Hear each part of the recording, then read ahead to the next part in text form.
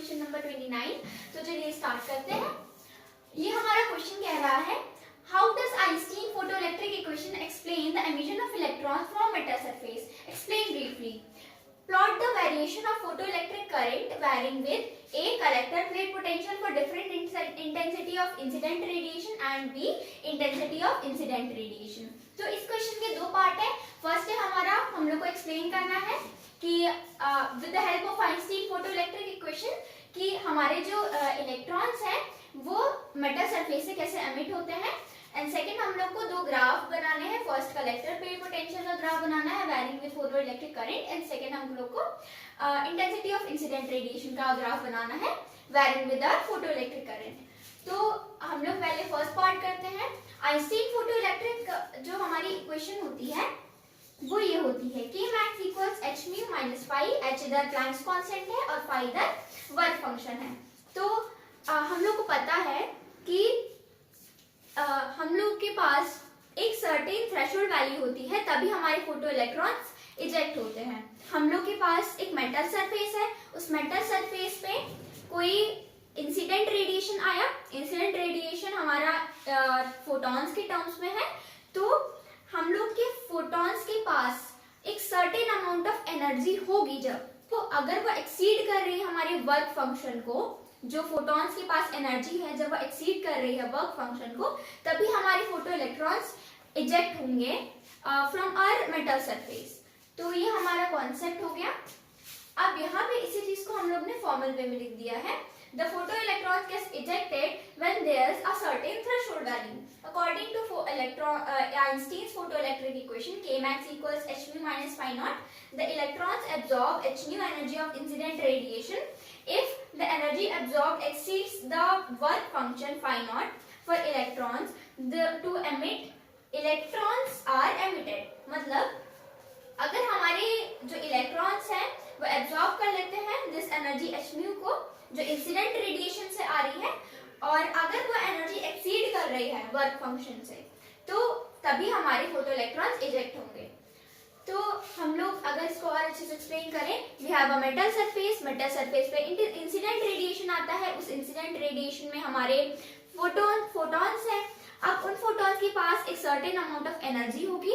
अगर वो energy exceed कर रही है द वर्क फंक्शन, अगर वर्क फंक्शन से एक्सीड कर रही है वो एनर्जी जो फोटॉन्स के पास है, तभी हमारे फोटो इलेक्ट्रॉन्स एमिट होंगे। हम लोग का नेक्स्ट पार्ट है, दो ग्राफ बनाने हैं कलेक्टर प्लेट पोटेंशियल और इंटेंसिटी ऑफ इंसिडेंट रेडिएशन के। तो चलिए अब नेक्स्ट पार्ट करते हैं। अब हम लोग को ग्राफ बनाना है। हम लोग को गिवन है plot variation of photo electric current with collector plate potential. तो ये हम लोग फर्स्ट ग्राफ बना रहे हैं अपना। ये हमारा collector plate potential x axis पे, कलेक्टर प्लेट पोटेंशियल,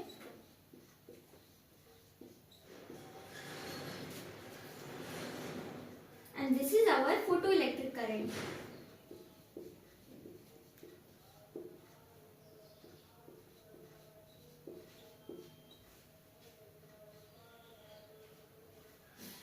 यहां से हमने एक सर्टेन इंटेंसिटी ली और उस इंटेंसिटी को हमने I3 बोल दिया।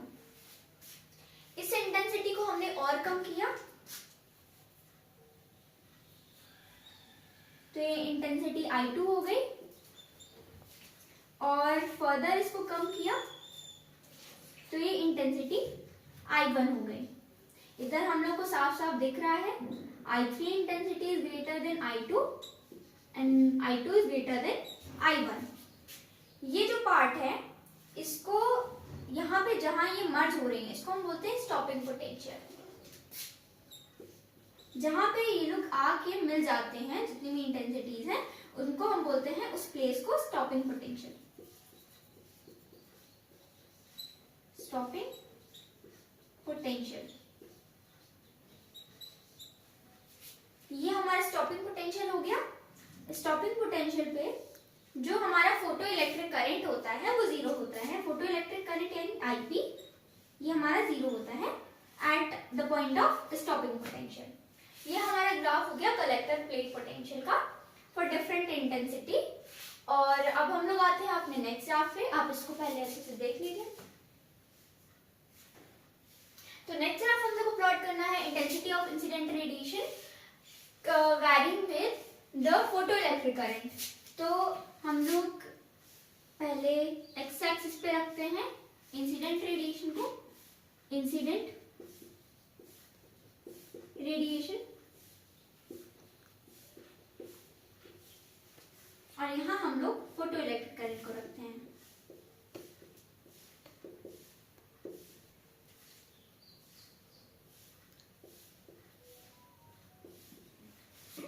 जो हमारा वेरिएशन है of photo electric current with incident radiation, वो एक स्ट्रेट लाइन है, यानी हम लोग का फोटो इलेक्ट्रिक करंट इंक्रीज होगा तो हमारा इंसिडेंट रेडिएशन भी इंक्रीज होगा। तो यही हमारा ग्राफ प्लॉट हो गया, variation of photo electric current with और incident radiation. When the photo electric current increases the incident radiation increases, and this is our graph. हम लोग को इतना ही बताना था इस क्वेश्चन में। तो चलिए नेक्स्ट क्वेश्चन पे आते हैं। तो हम लोग का नेक्स्ट क्वेश्चन है 30th question, draw energy level diagram for hydrogen atom, mark the transitions corresponding to the series lying on the ultraviolet region, visible region and infrared region। तो ये हम लोग ने एनर्जी लेवल डायग्राम बना लिया है for hydrogen atom. We have Lyman series, Balmer series, Paschen series, Brackett series and Pfund series. तो Lyman series हमारी हायर एनर्जी लेवल से हमारा जब n=1 पे आता है तो ये होता है हमारा लाइमन सीरीज, और लाइमन सीरीज लाई करती है यूवी रीजन में। नेक्स्ट हमारा जब बार्मर सीरीज में हाई एनर्जी लेवल से n=2 एनर्जी लेवल पे आते हैं तो ये हमारे बार्मर सीरीज होती है और ये लाई करती है हमारी विजिबल रीजन में। नेक्स्ट हमारा पास्टन हमारा पास्टन सीरीज तब हायर लेवल से जब आता है n=3 लेवल में, तब हमारी आती है पास्टन सीरीज। और हमारी ब्रैकेट सीरीज तब आती है जब हायर एनर्जी लेवल से n=4 एनर्जी लेवल में आता है। तो ये हमारी पास्टन और ब्रैकेट सीरीज दोनों हमारी इंफ्रारेड रीजन में आती है। लाइमन सीरीज हमारी यूवी रीजन में आती है, बार्मर सीरीज हमारी विजिबल रीजन में आती है, पास्टन और ब्रैकेट हमारी इंफ्रारेड रीजन में आती है। यही 3 रीजन हम लोग से पूछे थे, ये हम लोग को बनाना होगा इसमें ड्रॉ एनर्जी लेवल डायग्राम। तो एनर्जी लेवल डायग्राम हो गया हाइड्रोजन एटम के लिए। हम लोग ने सारी ट्रांजिशन बता दी है और सीरीज कौन कौन सी लाई करती है, जैसे लाइमन सीरीज यूवी रीजन में लाई करती है, बार्मर सीरीज विजिबल रीजन में लाई करती है, और पास्टन ब्रैकेट दोनों इंफ्रारेड रीजन में लाई करती है। ये हम लोग ने इधर एक्सप्लेन कर दिया है थ्रू द डायग्राम। और ये सब की एनर्जीज लिखी हुई है, n=1 पे -13.6 इलेक्ट्रॉन वोल्ट्स, और ये n=2 पे -3.40 इलेक्ट्रॉन वोल्ट्स। एक और चीज, इधर हम लोग ने n=1 पे ग्राउंड स्टेट लिखा हुआ है। बहुत से बच्चे मिस्टेक करते हैं कि अगर बोला है first state, first energy level, तो n=1 लिख देता है। ऐसा नहीं होता। ग्राउंड में हम लोग का n=1 होता है, फर्स्ट स्टेट में हम लोग का n=2 होता है, सेकेंड एनर्जी लेवल में हमारा n=3 होता है, ऐसे होता है। तो ग्राउंड स्टेट में हमारा n=1 होता है, then this is the first state जहाँ पे n=2 और एनर्जी -3.0 इलेक्ट्रॉन वोल्ट्स है। तो यही है हमारे इस क्वेश्चन में। तो नेक्स्ट क्वेश्चन पे आते हैं हम लोग का नेक्स्ट क्वेश्चन है, इसमें 3 पार्ट्स हैं। फर्स्ट पार्ट है a, state Coulomb's law in electrostatics and write it in vector form for 2 charges. तो हम लोग का नेक्स्ट क्वेश्चन है, इसके 3 पार्ट्स हैं। फर्स्ट पार्ट है इसका, state Coulomb's law in electrostatics and write it in vector form for 2 charges. हम लोग को कूलॉम्स लॉ स्टेट करना है और इसको वेक्टर फॉर्म में लिखना है फॉर 2 चार्जेस। तो ये हमारा 2 चार्जेस रखे हुए इधर Q1 and Q2। The line joining 2 charges is R12, vector joining the 2 charges is R12। और हम लोग अगर स्टेट करें कूलॉम्स लॉ को तो हम कैसे कर सकते हैं, we have 2 charges, 2 चार्जेस के बीच का जो डिस्टेंस है, लेट्स से इसमें R12 वेक्टर है हमारा डिस्टेंस, तो लेट्स से R12 है 2 चार्जेस के बीच का डिस्टेंस, और हम लोग का जो फोर्स होगा वो डायरेक्टली प्रोपोर्शनल होगा to the multiple of both charges, यानी F is directly proportional to Q1 Q2, यानी फर्स्ट हो गया हमारा F is directly proportional to Q1 Q2, multiple of both charges, first charge is Q1 and second is Q2। Second चीज क्या आई हमारी, जो force है वो इनवर्सली प्रोपोर्शनल होता है to the square of distance between two charges, यानी ये इनवर्स स्क्वायर लॉ प्रॉपर्टी को फॉलो करता है, यानी F is inversely proportional to the square of distance between the two charges. तो ये दो चार्जेस Q1 Q2 है, इन दोनों के बीच का डिस्टेंस है R12, तो ये R12 का स्क्वायर होगा। अब अगर हमको इसे स्टेट करना है तो हम लोग स्टेट कैसे करेंगे, ये तो हम लोग ने कंडीशन लिख दी है, तो हम लोग स्टेट इसको ऐसे करेंगे, द कूलम्स लॉ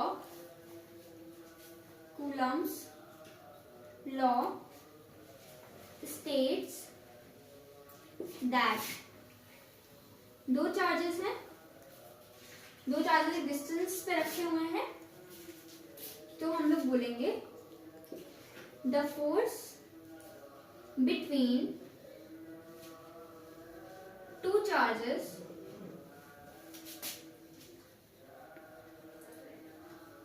से Q1 and Q2 is directly proportional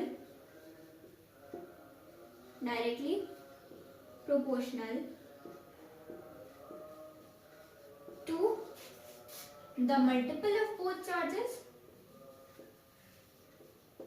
multiple या फिर प्रोडक्ट भी लिख सकते हैं, मल्टीपल या फिर product of both charges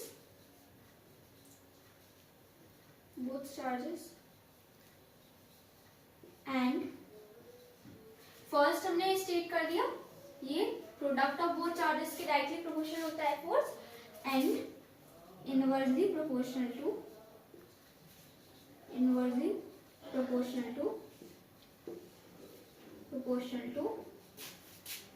the square of distance between them,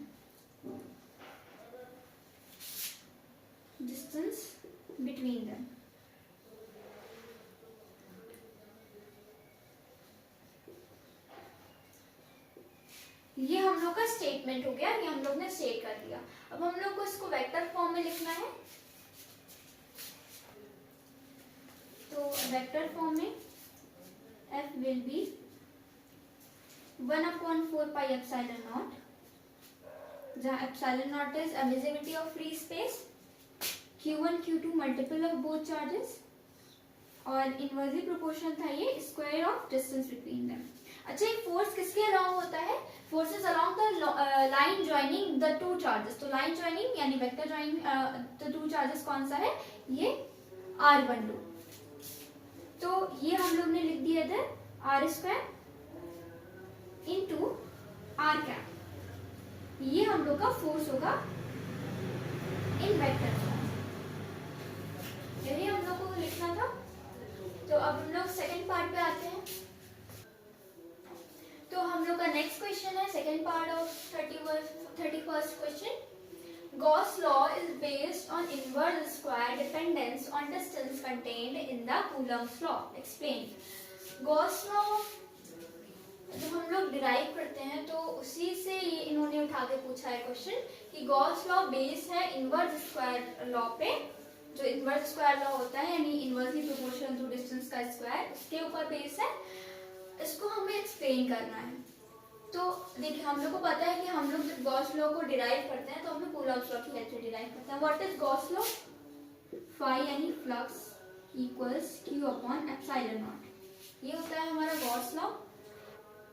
हम लोग जब गॉस लॉ को डिराइव करते हैं तो हम लोग कूलॉम्स लॉ और एरिया का यूज करके हम लोग डिराइव करते हैं इसको। तो हम लोग को पता है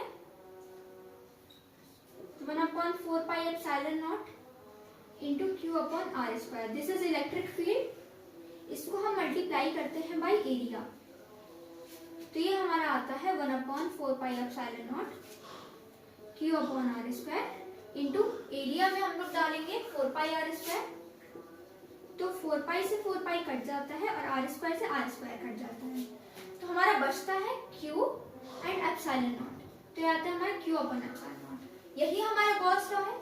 and this is independent of R square, क्योंकि R स्क्वायर कट गया, तो हम लोग ये लिख सकते हैं कि when we do the product of area 2 Coulomb's law, 4 pi and r square are cancelled, and hence Gauss law is independent of the inverse square law of distance.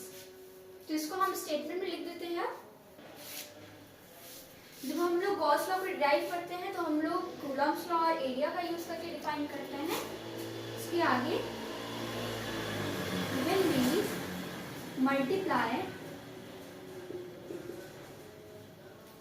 electric field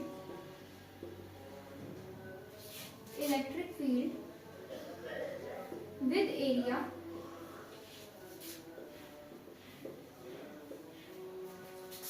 four pi and r square cancel out,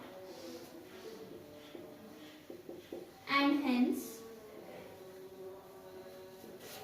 the Gauss law is independent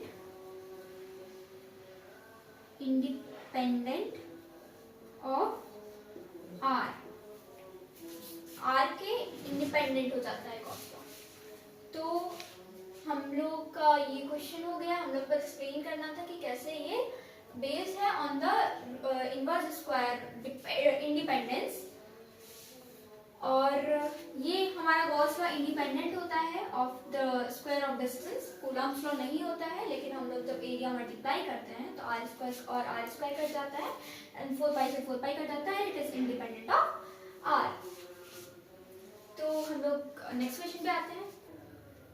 तो हम लोग का इसका last part है, third part. Two charges A charge Q and B charge 2Q are located at points 0, 0 and A, respectively. Let I cap and J cap be the unit vectors along x axis and y axis respectively. Find force exerted by A on B in terms of I cap and J cap. तो I cap और J cap के terms में हम लोग को force exerted निकालना है. पहले हम लोग को क्या क्या गिवन है वो हम लोग ड्रॉ कर लेते हैं.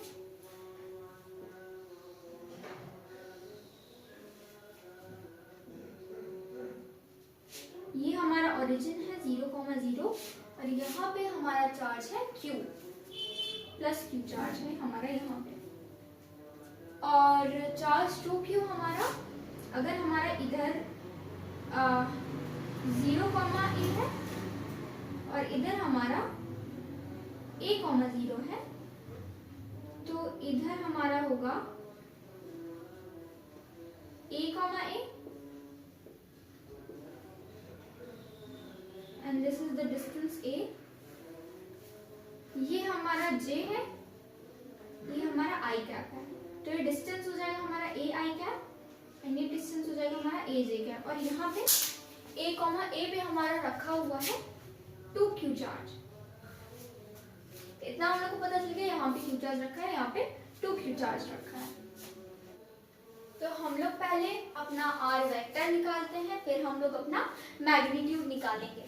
तो हम लोग का R वेक्टर है A I cap plus A J cap.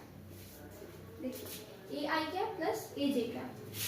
इसका मैग्नीट्यूड क्या होगा? Root A square plus B square, क्योंकि ये है पॉइंट A, ये है पॉइंट B. तो ये हो जाएगा A square plus A square equals root 2A. ये हमारा मैग्नीट्यूड आ गया. अब हम लोग को पता है force in the vector form is 1/4 pi epsilon not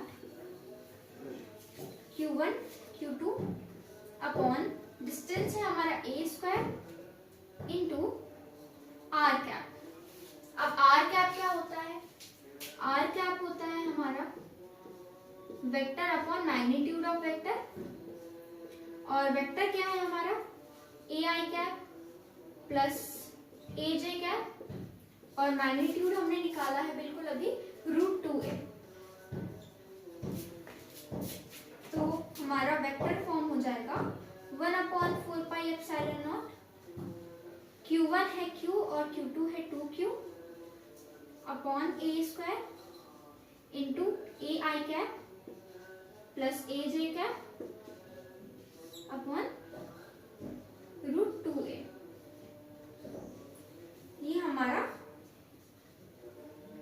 I cap J cap के फॉर्म में ही निकालना था, हम लोग ने आई कैप जे कैप के फॉर्म में निकाल लिया। यही हम लोग को करना था इस क्वेश्चन में। तो दिस इज द आंसर।